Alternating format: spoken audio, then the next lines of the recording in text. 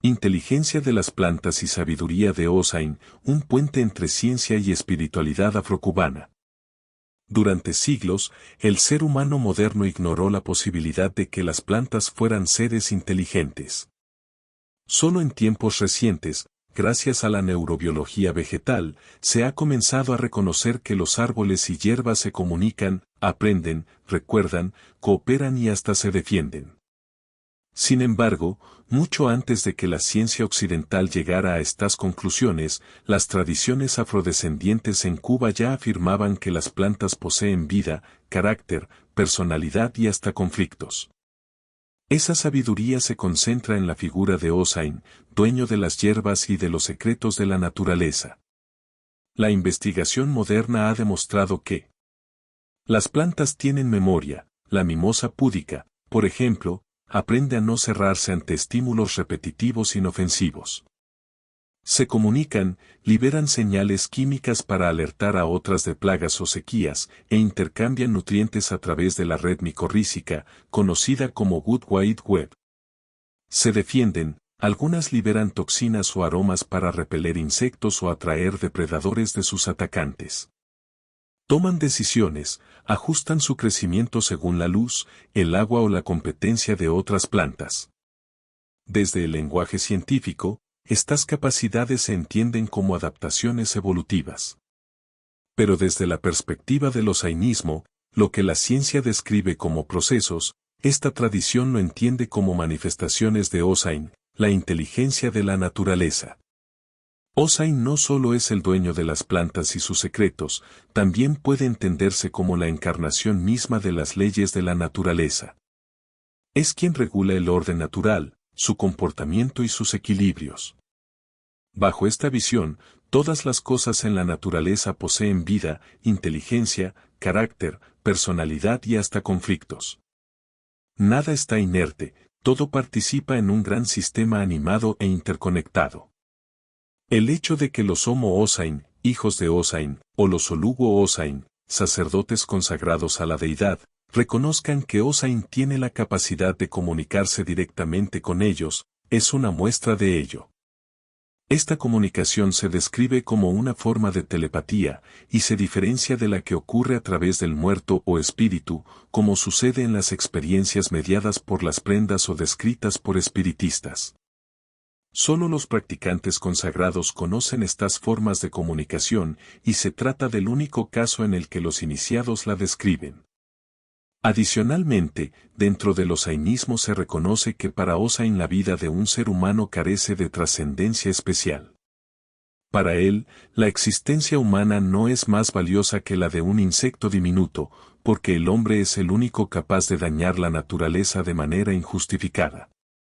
De hecho, si el ser humano dejara de existir, la vida del resto de los seres vivos no sufriría el mismo impacto que produce la desaparición de cualquier otra especie, al contrario.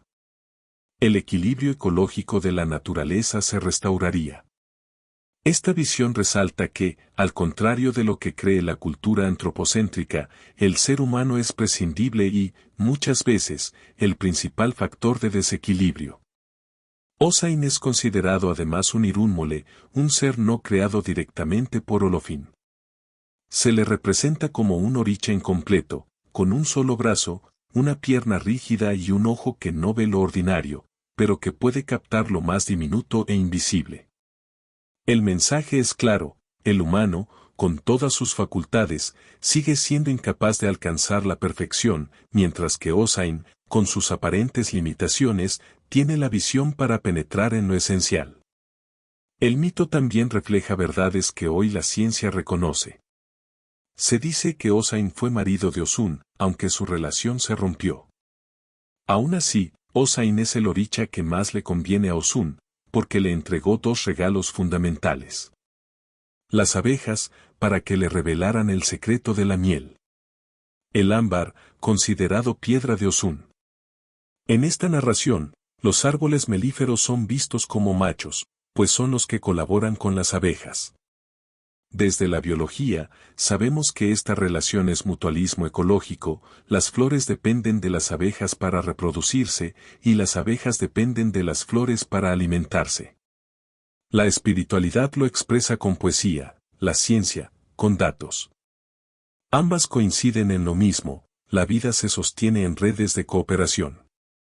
El Hawei, ficus religiosa, ofrece un ejemplo perfecto de cómo mito y biología se entrelazan. Biología, el Hawei no permite que sus semillas germinen bajo su propia sombra, porque el suelo carece de nutrientes. En su lugar, produce frutos atractivos que son consumidos por aves, sobre todo nocturnas y negras, que dispersan las semillas a lugares más fértiles. Osainismo, esas aves son vistas como mensajeras invisibles, yami, brujas, que transportan las semillas para depositarlas lejos. Allí, el Hawei puede establecerse, en otro árbol, en un techo o en un puente. Con el tiempo, devora al árbol huésped, rompe techos o deja caer raíces hasta alcanzar un río. Caso ejemplar. En Cuba se ha observado cómo un Hawei puede crecer en la entrada de una casa, justo en una puerta de hierro. Al principio parece débil, casi como un bonsái, un tallo fino y flexible, con raíces secundarias desproporcionadas y más gruesas que el propio tallo. Trasplantado al suelo, engorda rápidamente su tronco y sus raíces, revelando la potencia contenida en su ADN. Con el tiempo, se convierte en un árbol imponente, capaz de dominar el espacio que lo rodea. Interpretación. Para la visión del osainismo, este comportamiento revela que el Hawei posee inteligencia individual. Atrae aliados, aves. Se adapta a ambientes hostiles. Cambia de forma para establecerse y, finalmente, dominar el terreno. La ciencia lo llama ecología y genética, el osainismo lo llama osain, la inteligencia de la naturaleza en acción. El ser humano moderno ha tardado tanto en reconocer la inteligencia de las plantas porque se toma como referencia universal. Descubrió que las plantas producen hormonas similares a las humanas, pero como sus funciones no eran idénticas, las despreció. Al compararlas siempre con el modelo humano, perdió la capacidad de observarlas en sus propios términos. Aquí la lección de Osain es clara, la verdadera sabiduría no consiste en tener más facultades, sino en aprender a percibir lo invisible y esencial. La neurobiología vegetal y el osainismo, aunque usen lenguajes distintos, coinciden en lo esencial, las plantas son seres vivos con estrategias, memoria, comunicación y carácter. Donde la ciencia describe moléculas y redes ecológicas, el osainismo habla de osain, donde los laboratorios descubren interacciones químicas, el ifismo narra cómo Osun recibió las abejas y la miel. Ambos enfoques, ciencia y espiritualidad, confluyen en una misma enseñanza: el ser humano debe abandonar la arrogancia de creerse el centro del universo y aprender a vivir en armonía con la naturaleza. Porque la verdadera inteligencia no está en dominarla, sino en reconocer que ella ya tiene vida, personalidad y leyes propias. Y esas leyes, para los seguidores del osainismo, tienen un nombre: Osain.